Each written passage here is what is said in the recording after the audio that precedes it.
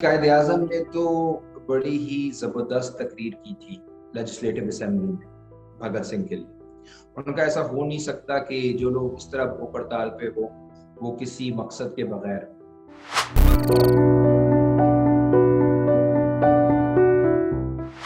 भगत सिंह का ख्याल था कि एक बहुत ही केडर बेस्ड यानी बहुत ही टाइटली नेट ऑलमोस्ट एक मिलिट्री के मॉडल पे एक आपको ग्रुप चाहिए है नौजवानों का जो नजरियाती तौर पे क्लियर हो और जो कॉम्प्रोमाइज करने के लिए तैयार ना हो, और उसका जो जो तरीक़ेकार हो वो पुरतशद्दुद, यानी कि वो जब समझते थे कि जो साम्राज्य है, क्योंकि वो जोर जबरदस्ती से इंडिया के ऊपर हुक्मरानी कर रहा है, तो उनको यहाँ से भगाने का वाहिद तरीका एक आर्म स्ट्रगल है, एक मुसल्लह जद्दोजहद। और ये उस टाइम के मुताबिक कोई बहुत ज्यादा यूनिक बात नहीं थी।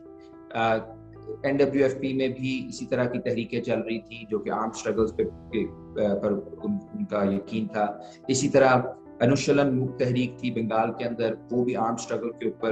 एक आइडिया ये था कि अवाम सो चुकी है, अवाम को सुलाया जा चुका है, अगर हम कुछ बड़ा करेंगे, कोई धमाका खेज चीज करेंगे, तो इससे अवाम का जो शऊर है या उनके लाशऊर के अंदर जो आज़ादी की उमंगें हैं वो फिर से सामने आएंगी। और इस सिलसिले में जो उन्होंने हिंदुस्तान रिपब्लिकन सोशलिस्ट आर्मी बनाई, उसमें बहुत सारा जो एक काम था नजरियाती ट्रेनिंग का, एक काम था असला जमा करने का, और दूसरा ये था कि एजुटेशन जो भी हो रही होती थी उस टाइम पे उसमें बहुत आगे आगे होते थे। भगत सिंह बहुत ज्यादा एक्टिव थे लाहौर के पॉलिटिकल सर्कल्स में, ब्रॉडले हॉल में बहुत ज्यादा जाया करते थे। जो वहाँ पे जितने भी लिटरेरी सर्कल्स थे उसमें बहुत एक्टिव थे, कि बहुत ज्यादा ब्राइट आदमी थे। आप सोचिए उस उम्र में वो 21 साल में तो वो जेल में चले गए। उससे पहले वो पंजाबी भी उन्होंने सीख ली, उन्होंने उर्दू भी सीख ली, उन्होंने फारसी भी सीख ली, उन्होंने अंग्रेजी भी सीख ली। तो उनका जो इंटेलेक्चुअल ट्रेनिंग के ऊपर जोर था उनकी तंजीम का, वो बहुत ज्यादा था।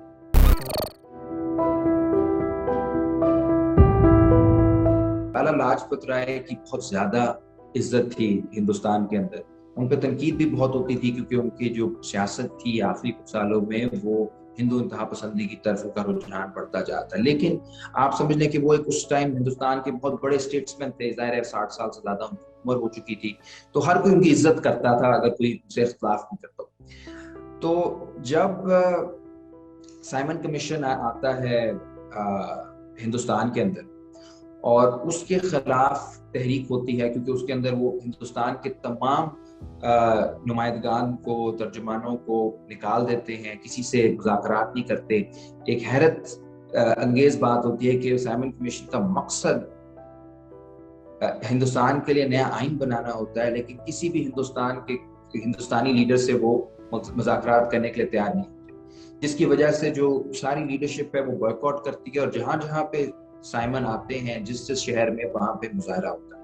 इसी तरह जब वो लाहौर आते हैं, लाहौर रेलवे स्टेशन आते हैं, तो यहाँ पे मुजाहरा हो रहा होता है। और लाला लाजपत राय और उनकी जो बेगम थी और चंद और लोगों के साथ वो लाहौर रेलवे स्टेशन पे मौजूद थे मुजाहरे के लिए, और वहां पे पुलिस ने लाठी चार्ज शुरू कर दिया।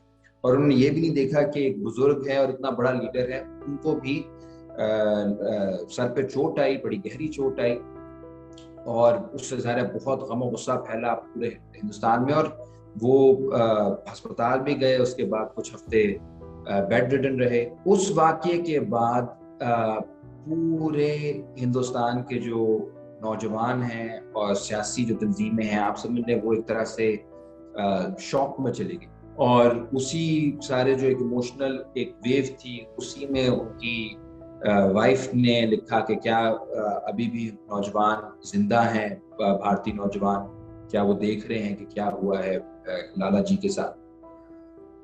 तो इसका बदला लेने के लिए पूरा प्लान बनाते हैं भगत सिंह उनके साथी, और उनकी कोशिश होती है कि उन ऑफिसर्स को मारा जाए जो कि ड्यूटी पे थे, जो कि जिम्मेदार थे लाला जी को शहीद करने।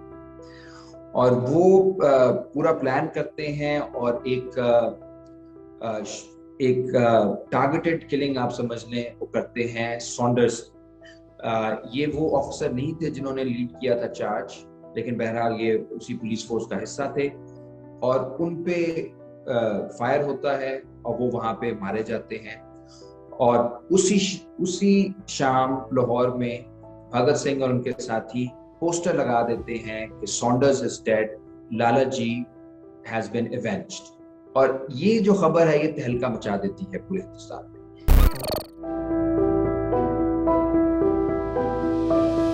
کچھ ہی عرصے میں بھگت سنگھ اور اس کے ساتھیوں کو معلوم ہوا کہ ان کا جو بیانیہ ہے وہ صحیح سے سامنے نہیں آ رہا، کیونکہ میڈیا کے اندر انہیں دہشت گرد کہا جا رہا ہے. گاندھی جی نے بھی ان کے خلاف بیان دیا، باقی بھی لیڈران نے، ظاہر ہے کوئی بھی نہیں کہہ سکتا تھا کہ بات ٹھیک ہے.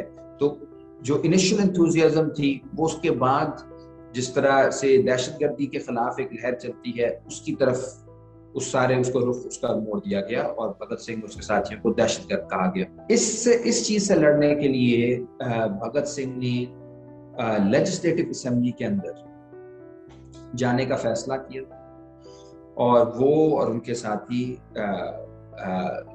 راج گرو اور سکھدیو، انہوں نے جا کر ایک بام پھینکا لیجسلیٹو اسمبلی کے اندر، ایسی جگہ پہ جہاں پہ کسی کا نقصان نہ ہو، لیکن بام پھینکا اور ساتھ ہی ساتھ ایک پیمفلٹ تقسیم کی جس میں لکھا تھا کہ it takes a loud voice to make the deaf hear. اور وہاں پہ وہ اپنی گرفتاری بھی خود دے دیتے. تو اب اس ساری کہانی کا ایک نیا منظر شروع ہوتا ہے، ایک نیا چیپٹر شروع ہوتا ہے. جب یہ گرفتاری دیتے ہیں تو ان کا مقصد صرف گرفتاری دینا نہیں ہوتا، نہ پھانسی کا پھندے پر چڑھنا ہوتا ہے، وہ تو ظاہر ہے ہونا ہی ہونا تھا. پلاننگ بھگت سنگھ، سکھدیو اور راج گرو کی یہ ہوتی ہے کہ ہم جو کورٹ کے اندر ہیئرنگ ہوگی اس کے ذریعے ہم اپنا پیغام پورے ہندوستان تک پہنچائیں. وہاں پہ کورٹ کیسز میں عام طور پہ جب کوئی پنجابی لڑکا اس طرح جاتا تھا، سامنے ایک برٹش جج بیٹھا ہو تو ٹانگیں کامتی تھیں، لوگوں سے بولا نہیں جاتا تھا، اور ایک بہت ہی خوف کی علامت سمجھا جاتا تھا. بھگت سنگھ اور اس کے دوستوں نے ماں سوائے جج کا مذاق اڑانے اور وکیل کا مذاق اڑانے اور بادشاہ کا مذاق اڑانے کے لیے کوئی وہاں پہ بات نہیں کی. ان کی کوشش تھی کہ وہ پورے ہندوستان کے لوگ کو بتائیں کہ یہ بھی ہماری طرح عام انسان ہے، ان کے آگے بھی بولا جا سکتا ہے، ان کا مذاق بھی اڑایا جا سکتا ہے، ان کے جرائم کے اوپر ان سے بھی سوال کیا جا سکتا ہے، اور یہ جو خدا بنے بیٹھے ہیں ان بتوں کو توڑنے کی ضرورت ہے. اور بعد میں انہوں نے کہا کہ ہم آپ کو کورٹ میں لے کر ہی نہیں جائیں گے کیونکہ وہاں پہ آپ ڈسٹرپشن کرتے ہیں. تو پھر انہوں نے جیل کے اندر ایک نیا حربہ استعمال کیا کہ اب اگر ہمیں کورٹ نہیں جانے دے رہے تو ہم جیل کے اندر ایک نئی ایک طریقے سے مزاحمت کریں گے، اور وہ تو بھوک ہڑتال. کئی دنوں تک ان تینوں نے بھوک ہڑتال کی اور وہ ایک نیشنل ایشو بن گیا. اور ظاہر ہے کہ وہ آزادی کے ہیرو کے طور پہ آتے ہیں. ان کی جب پھانسی دی جاتی ہے تو یہ بھی شاید آپ کو علم ہو کہ وہاں پہ ان کا جنازہ نہیں ہونے دیا جاتا، ان کی باڈی نہیں دی جاتی. تینوں کی باڈی کو سنا سے جو کہانی یہ ہے کہ ان کو لے جایا جاتا ہے راوی کے کنارے اور ٹکڑوں میں کاٹ کے وہیں پہ جلا کے پھینک دیا جاتا ہے. تو لیکن اس کے باوجود لاہور شہر کے اندر بہت ہی بڑی ریلی نکلتی ہے ان کے لیے. امرتسر میں ریلی نکلتی ہے، اور پنجاب کے مختلف شہروں میں، لال پور میں بھی ظاہر جہاں پہ ان کا بائی گاؤں ہے وہاں پر بھی بہت زیادہ بڑے بڑے احتجاج ہوتے ہیں. اور یہ ایسے احتجاج ہیں جس میں ہندو، مسلم، سکھ تمام مذاہب کے لوگ مل کے شامل ہوتے ہیں.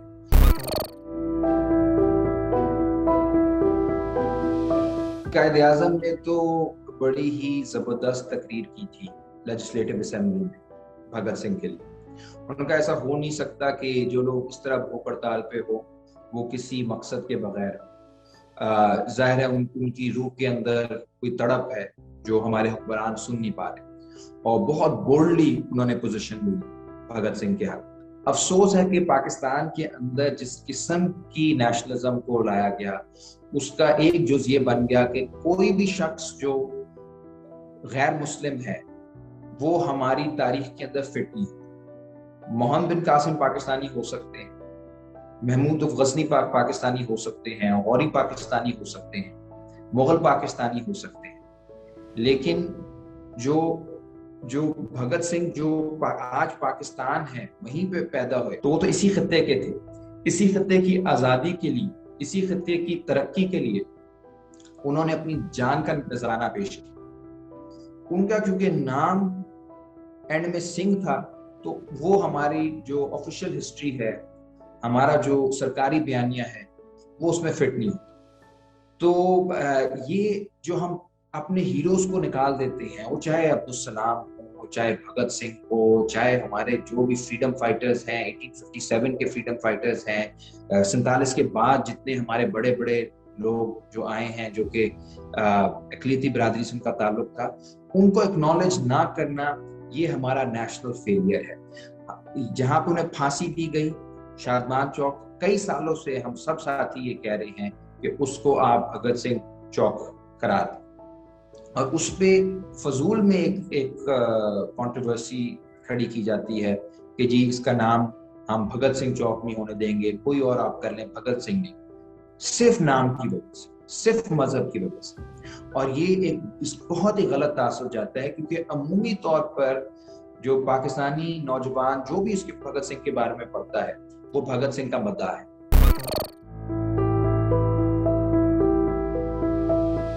بھگت سنگھ کو سمجھنے کے لیے ضروری ہے کہ سمجھا جائے کہ وہ کانٹیکسٹ کیا تھا, وہ حالات, معروضی حالات کیا تھے جس میں اس طرح کا شخص سامنے آیا.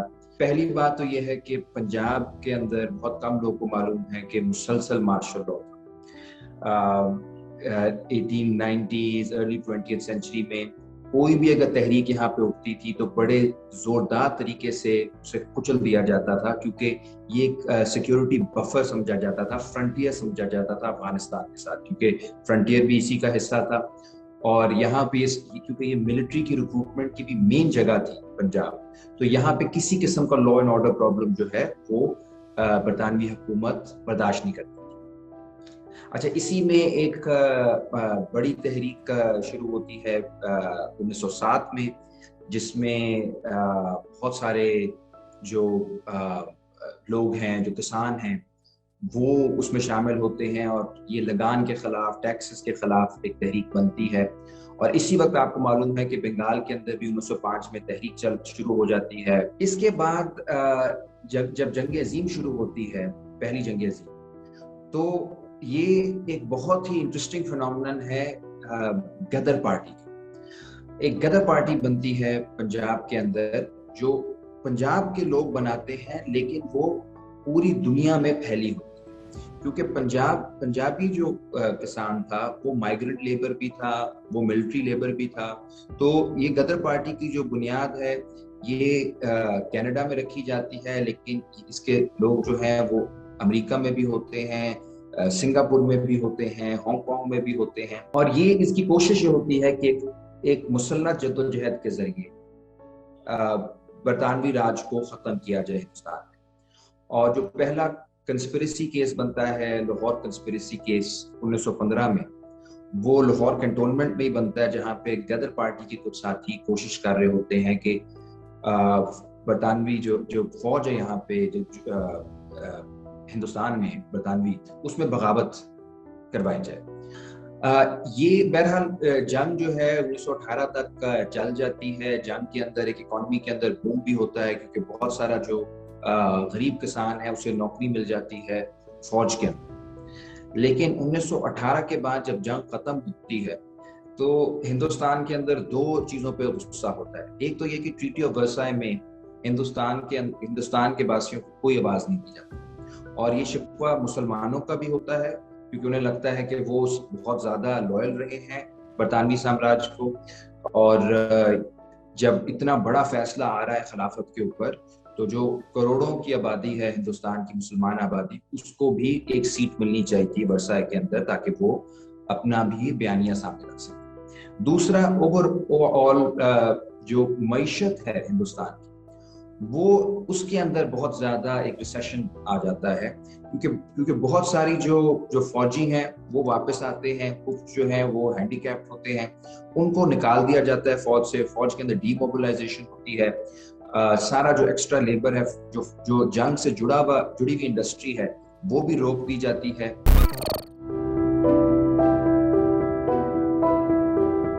इतने में जो बरतानवी हुकूमत है वो जनरल डायर के कहने पे वो यहाँ पे मार्शल लॉ लगा देते हैं पंजाब के अंदर। कहते हैं कहीं पे भी 3 से ज्यादा लोग जमा नहीं होंगे, तो सेक्शन 144 बन जाता है। इसी दौरान एक फेस्टिवल होता है अमृतसर में, जलियांवाला बाग में, बैसाखी फेस्टिवल। उसमें ज्यादातर जो लोग आए होते हैं वो अमृतसर से बाहर आए होते हैं, पिंडों से आए होते हैं, जिन्हें पता ही नहीं होता कि मार्शल लॉ लगा हुआ है या सेक्शन 144 है। और वहां पे जनरल डायर बलोच रेजिमेंट को बुला लेते हैं और जलियांवाला बाग को घेर लेते हैं, और वो उस पे इस तरह से फायरिंग करते हैं बच्चों पे, बूढ़ों पे, औरतों पे, कि कोई बच ना पाए। मकसद होता है लोगों को मारना, सिविलियंस को मारना, डराना नहीं। पहला मकसद था जितनों को मारा जा सके मारे।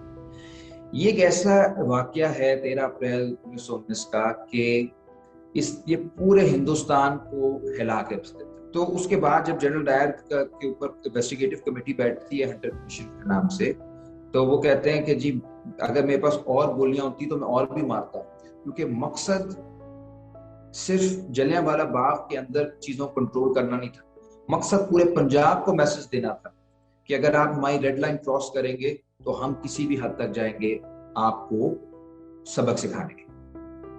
और ज़ाहिर इस तरह की बात की वजह से पूरे हिंदुस्तान के अंदर एक तहरीक बन जाती है जो खिलाफत मूवमेंट के इर्द गिर्द जुड़ती है, और इसी दौर के अंदर बड़े बड़े लीडर सामने आते हैं। मौलाना मोहम्मद अली जौहर बहुत बड़े लीडर बन के सामने आते हैं मुसलमानों के, गांधी जी बहुत बड़े लीडर बन के सामने आते हैं हिंदुओं के, और इसी में फिर आपको अकाली दल के लोग नजर आएंगे जो सिखों की मूवमेंट में बहुत आगे होंगे। एम.एन. रॉय एक बड़े बड़े लीडर बन के आते हैं बंगाल के, और ये मूवमेंट जो है जो नॉन कॉपरेशन मूवमेंट में तब्दील हो जाती है, ये बहुत जबरदस्त तरीके से चलती है। और पूरे हिंदुस्तान के अंदर अगर आप कह सकते हैं कि पहली और शायद आखिरी बार अगर कोई मुल्क भर में मूवमेंट चली तो वो यही अरसा था जो जलियांवाला बाग के बाद ये तहरीक चली। इसके बाद जो चोरी चोरा का वाकया होता है, जिसमें कुछ नौजवान मुश्तल होके एक पुलिस स्टेशन को जला देते हैं, चोरी चोरा एक गांव है वहां पर। उस वाकये के बाद गांधी जी ऐलान करते हैं कि अब ये तहरीक जो कि पुरतशद्दुद हो गई है, तो हम इसके अंदर और देर नहीं रह सकते, इस तहरीक को रोकने की जरूरत है। इस पे बहुत सारे जो इनकलाबी साथी थे तहरीक के, बहुत सारे खास तौर पे जो नौजवान थे, उनमें शदीद गम और गुस्से की लहर दौड़ जाती है, और उन्हें लगता है कि ये शायद एक तरह से बेवफाई की गई है इस पूरी तहरीक के साथ, शहीदों के खून के साथ।